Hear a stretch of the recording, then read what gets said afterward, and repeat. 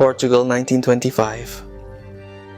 In a village where time seemed to stand still, a boy named Manuel spent his afternoons in front of a mechanic's workshop.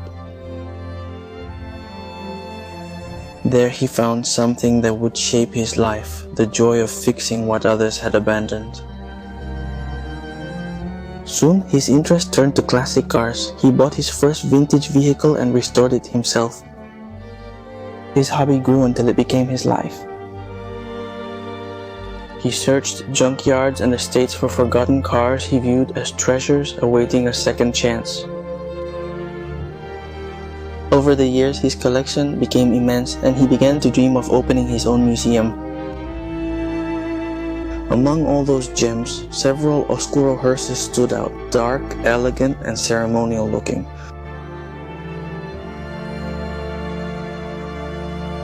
One of them was left half restored, the last one that Manuel worked on, unable to finish it before he passed away.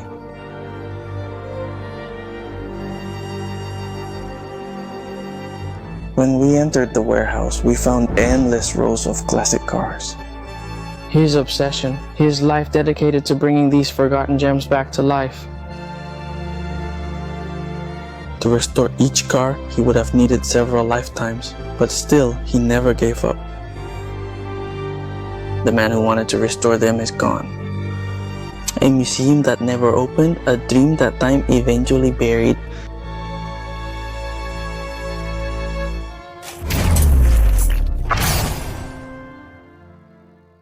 I'm going to start recording this piece of this place from this little corner here, which seems like it was his small workshop. Does he have any old license plates here? And the alarm, which they've already disconnected. This place has been abandoned for a long time, and you can tell the alarm was turned off some time ago. And from here we can already start to see the crazy amount of cars piled up here. Look at the cutting saw they had here. More license plates down here. And look at all the rear windows. And these here, old ones that even have the curvature. And taillights, they look like taillights. Just look at the beauty of the cars here, like this Mercedes. Look. What a beauty. Look at the grille. You can see the oil stains here. I think it was to lubricate the locks so they wouldn't get stuck. In his last days, he probably kept re-lubricating them because that one over there also has oil on the lock. Check it out from the inside. It still has the keys and everything. I'll try to get to the other side and we'll look at it there. Let's view it from here first. It's beautiful, but it's a shame we can't fully enter since the door barely opens. That's it, it'll fall. Look at the detail of the turn signals in this part, really cool. Older cars had a lot of details that cars today just don't have anymore. It's hard for us to see all of this here, but I think I'm going to go up here now, up to this part, because I think this part doesn't have stairs. That was another level, so let's move up now. Look from up here at the view we have with these cars here that have fallen. He had them in piles. We'll see it now because they're up ahead, and from up here I think we can see them, how he had them organized. And we're gonna start with this part right here. I'm not exactly sure what model this is. I imagine there are many imported ones. This one doesn't open. Since I'm a collector, there are probably a lot of cars we don't know about, ones from other countries. Look at this taxi, and it's also a Mercedes like the other one. Is the dashboard the same? I guess they're from the same year. At least it's the same model. It's a shame they're so close together and you can't really appreciate them properly. Look at the black and sky blue color, the top part. There are real relics here. Look there. So many cars. This one is beautiful. I'll be right there. The issue is, I'd need to climb over this car to reach the other and just look at its condition. And I wouldn't want to break anything on these cars because look, they're real gems. I think it says Imperto. And it had the handle here. I mean, you opened the door the other way around. Let's see if we can open the back one. If we can open it. Yes.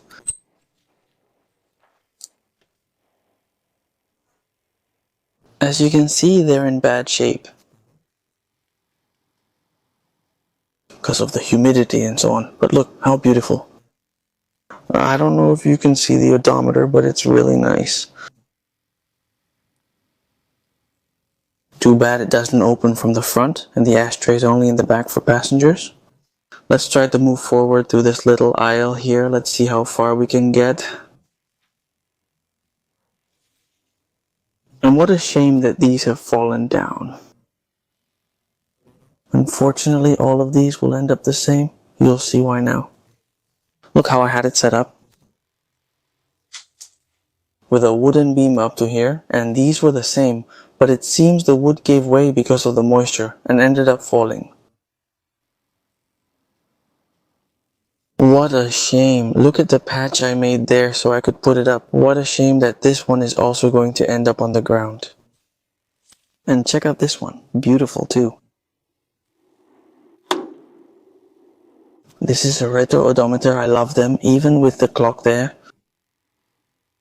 And look at this piece. Seats that were literally sofas. It was like a sofa. They were super comfortable, like a sofa, with the ornamentation it has here. Beautiful. Let's try turning it for a better view. It's truly amazing. Tranquility from 1871. And here is the badge, also from International. It would be the car's brand. Look how amazing. The crank handle to start the engine. It's a real gem. What a shame. This man was a true collector. Collector and hoarder. He kept everything. To be able to get the car out of there, for example, he would have to move this whole row to be able to move the one in the very back. Let's go through here. It has the protections. Look, the old glass rear window has quite a bit of stasis from what I can see, and also Mercedes. Look. Look at all the car ornaments. It seems like they've put them in here. And it's pretty strange, at least I've never seen it before, but it has. It's wood. These ornaments are made of wood. They would have to take very good care of it over time so it wouldn't get damaged. I realized it because these are the car's ornaments and there's wood under the paint. Can you see it? Look at the SEP in this corner that was barely visible. What a shame that they're so stacked up. They're on top of each other and we can't see them all clearly. It has wooden decorations too, but this one is much bigger. There's another one back there. There are some really cool things down here. Let's finish this part. I love the interiors of old cars. They're beautiful. That's a Peugeot. Let's see if we can keep moving forward here to see the last ones. That was the Peugeot 405 we just saw. This one here, the door doesn't open. It looks like a sports car, but we can take a look from here. For car enthusiasts, this is a true museum. It's a shame since many could be saved. They're in pretty good condition for their age. I'm not sure what model the sports car is since I haven't seen it, but it has SAP hubcaps. Look how cool. This one is different. And this also seems to have been part of the hubcap. We can't do much more to see these. At the top it looks like the smallest ones were there, except for this Jeep station wagon. I think that's what it says. I can't really read it very well. Very nice too, but we can't reach it. We'd have to crush the cars on top to get to it. Let's try to go down this way. And let's start with this whole area here, because there are a ton of really cool cars here. Look, what a monstrosity. Salgado Agency. And it's highly decorated. Bedford, England. See, most of these cars are imported. There's that hole there. I'm not sure if it's the same, but it seems it's for inserting the iron bar to tow them out. I'm looking through the glass and you can see some decoration in there. Let's try to get in. It's just that this door looks like it's half fallen down. I don't know if we'll be able to get in. No, it's gonna be impossible through here. Look, the hinge is broken. If we move it, this one will likely break and fall. Think about how heavy the door must be to eventually break that hinge. And look at the decorations. It looks like an old funeral van with all that gold ornamentation, and it's also black and gold. I see there's no door on the other side, so let's try entering there. Look at this, the amount of details it has inside. And the windows could open outward, how strange. Air can come in from the front, but other things could enter as well. Wow, look at this. It really is a funeral truck. Incredible. Look at that, to put the coffin there and all the seats around it. That's incredible. We need to get in no matter what. Let's check for cars behind us first, so we can see it. What an amazing place. I came to the other window to see from here too. And look, even the ceiling has decorations, and it even looks like there are speakers.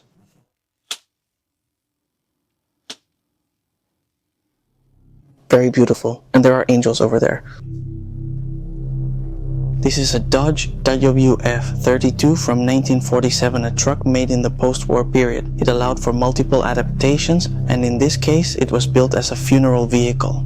They were common in America and Europe. During the 1940s and 1950s, it became a symbol of prestige for funeral companies. Honestly, this hearse impressed me. I never thought I'd find one like it. But there are a lot of cars here, and we have to keep going.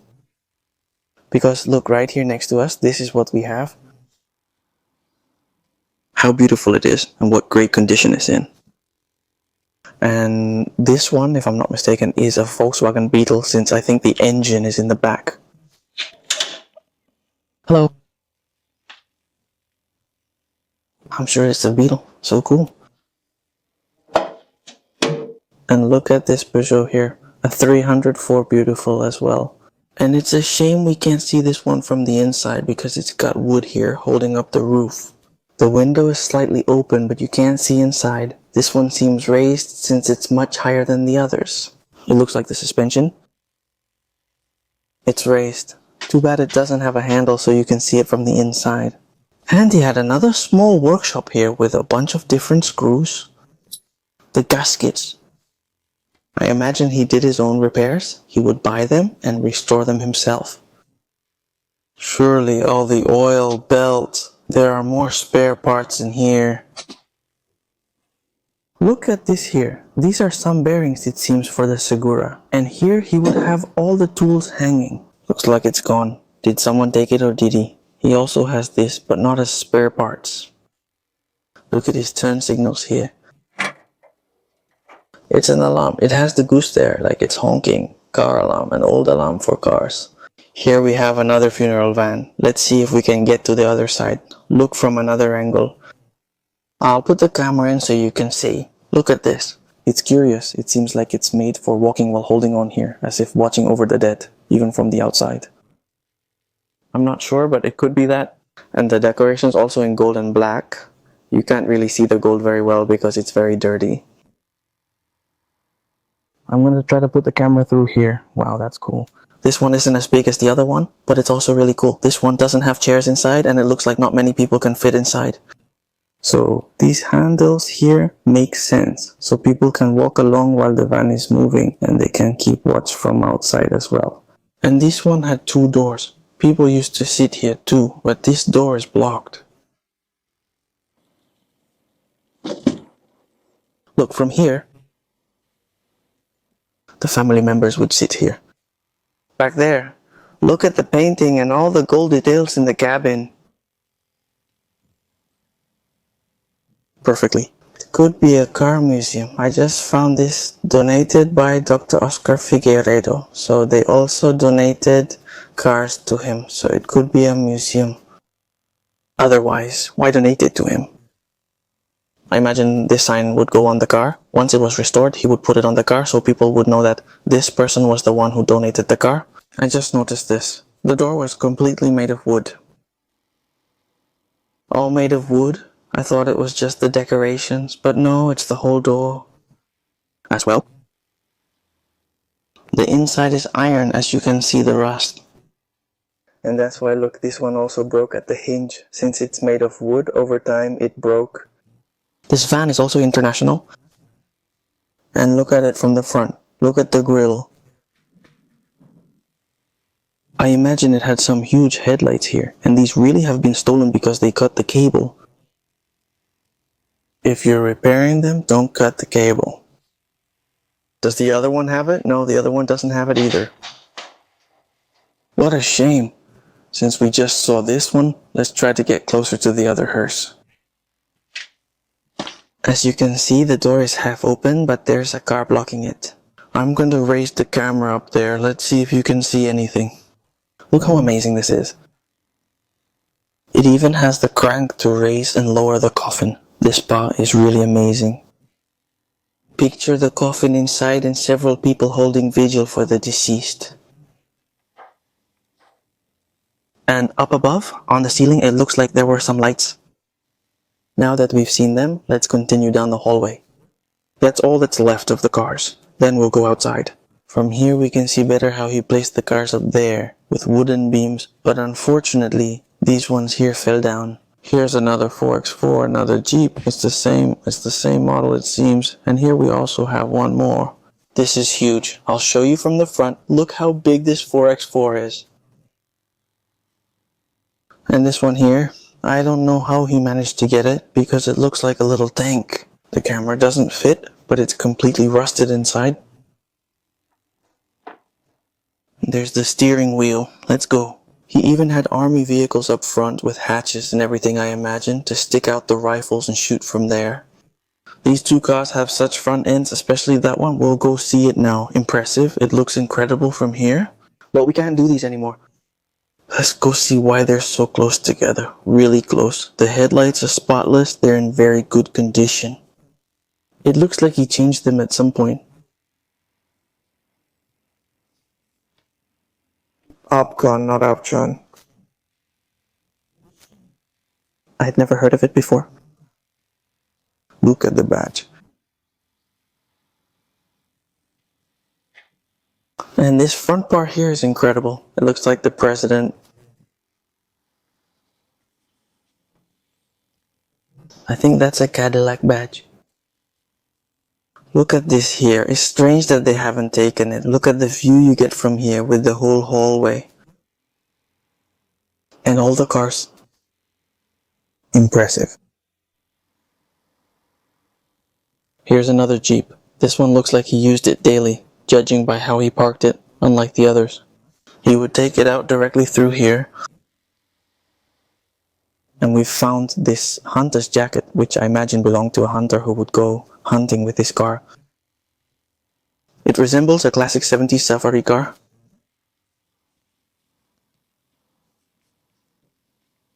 Beautiful as well.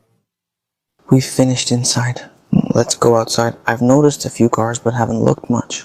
Let's see what we find since we've left it for last. Back there we can already see the first car. There are only a couple of cars outside. It's this one and that one up there out here. The truth is, this one has gone bad. It's super rusty. And here's the other one. I think there are just these two. We need to check more of the property to see if there's anything else. This one is also pretty decrepit. After over 3 hours of exploring, the property appeared to have no secrets left. However, there was still one surprise left. At that part, we haven't gone in yet. In front of us, another warehouse that had been forgotten for years appeared. And I just saw through this window that we haven't seen this part here.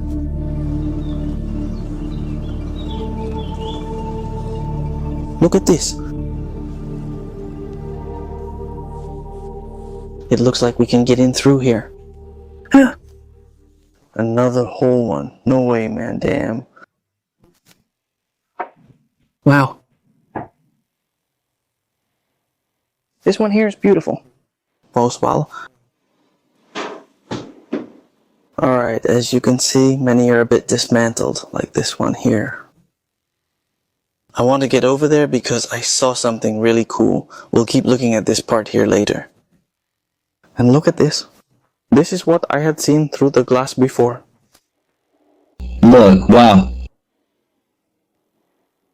Here is where he actually restored them. This was the 100% workshop. Look at the lathe he has there, it's huge. He had records, he probably played music. Look at the record player. We have the record player right there. A calendar from 1960. He had everything here, including fossils. Those over there are fossils, and these here too. And here are more. It's a shame that everything is stored here, and we can't open this cabinet. I thought there were doors on the other side, but it's just sheet metal. That's where the warehouse ends. Check out the amazing Mercedes I had. It looks like it has woodworm all over the dashboard. Since it's all made of wood, it's gotten woodworm. This area was his workshop. You can see he stored things here, knowing he wouldn't use it again.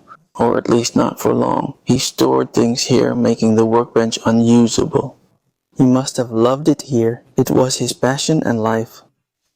He's restoring cars. Everything he has here, the amount of details. Look at this one. Over there, the ornament it has on top like a hearse. But this isn't a hearse. It looked like it when he painted it. Look at this. He had put tape here to be able to paint, and even so, it's already rusting. And the headlights too. He had prepared it to paint it. Well, actually, he painted it. All the wheels, they're covered too. Yeah, he probably painted this car last. This one's beautiful. Let's take a look inside. Now, well, yes, it was another hearse. I never expected it. It's much smaller than the others we've seen. Look at it from here. He was restoring it. Maybe he restored the others too, and over time they've deteriorated, but honestly, the restoration looks pretty sloppy. Look here too. How did he cover it up? This has to be taken apart to paint, just like all of this should be taken apart. Let's look at the spider that's right on this door. Look at the seats, 4 seats. I mean, with the coffin, it would be pretty hard for them to get in and look. It's pretty uncomfortable. I feel like my legs are touching the coffin. I guess the seat could be put away. Yeah, let's look. Look how cool the seat is stored there. That's it. Yeah, and can you finish this part here for us? So that the coffin could slide through here and be pushed all the way to the back. Notice the detail. These windows can be lowered. The ones in back, plus these 2 left, which are impressive. This is one of the most impressive ones I've ever seen. Which says, or yes, it says which, 8. How beautiful. And look at the door that opens this way. Look how amazing, and the clock here. The amount of details it has and how comfortable it must be. In a car like this, here's the second sports car. If I remember correctly, we've seen a beautiful MG in the whole collection. I have to say, it's gorgeous. Look at the rims. Incredible. Those rims are amazing. Inside, it captures every detail. And the steering wheel on the right. What a gem. A gem. I thought he just had the other warehouse. Taking a walk outside, we realized he also had this one. And look how he was fixing all the dents to paint it. We still have this one, which seems to be an opal. He also had this one to restore. And you can even go down here into the pit, because since he would do the repairs himself, he made a pit, but it's full of junk. We can see the entire underside of the car, where he kept all the tools. In the other one, none were visible. But he would bring them here to this area to repair them. Automobile Club of Portugal, 1971.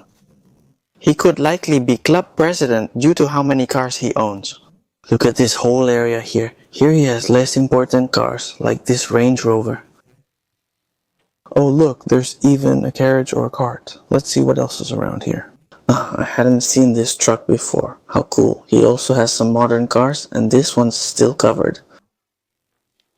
Cool. This is an Alfa Romeo. Let's put Luna back on. As we can see, there's another modern Alfa Romeo over there. Look at that beast. It's a huge Dodge. Look at it. Compared to this car, for example. Look at it, the size it has. This man had a life project that he never finished. Because he had a lot of cars to restore, a whole lot. Most of them were real gems, but he didn't have enough time to restore them all. Look at these ones here. Beautiful, but it's a shame they're so rusty. Most had canvas, but it's been removed. Well, today I've shown you a lot of cars in this video. I hope you didn't get bored of seeing so many cars and that you enjoyed the video. So, I'll see you at the next place. See you later.